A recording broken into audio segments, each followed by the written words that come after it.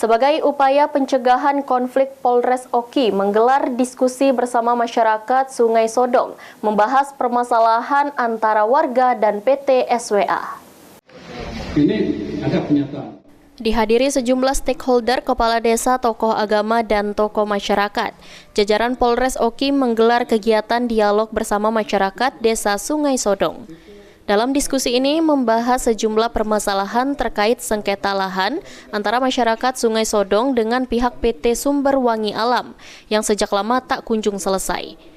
Zainuddin, salah satu tokoh masyarakat Sungai Sodong, usai kegiatan mengatakan bahwa masyarakat juga tidak menginginkan adanya konflik sosial karena masyarakat hanya menginginkan lahan milik mereka kembali.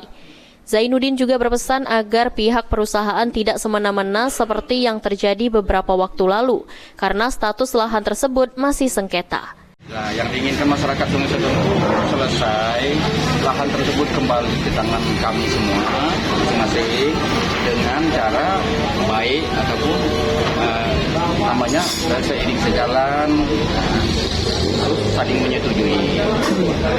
Itu harapan kita kepada pemerintah juga bisa menyelesaikan permasalahan kami dengan secara baik, secara aman. Kami tidak mau akan terulang kembali secara kejadian seperti tanggal 26-27.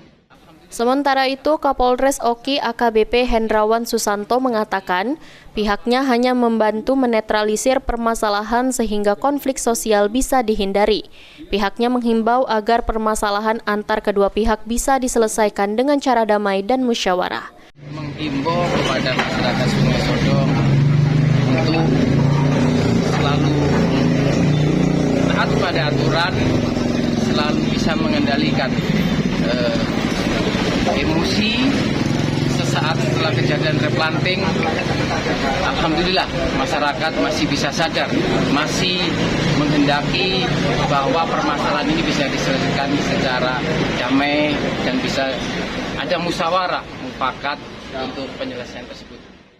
Sayangnya dialog tersebut tidak dihadirkan dari pihak perusahaan sehingga diskusi dinilai berlangsung monoton tanpa adanya solusi yang pasti bagi masyarakat Sungai Sodong yang terdampak kesewenang-wenangan pihak perusahaan.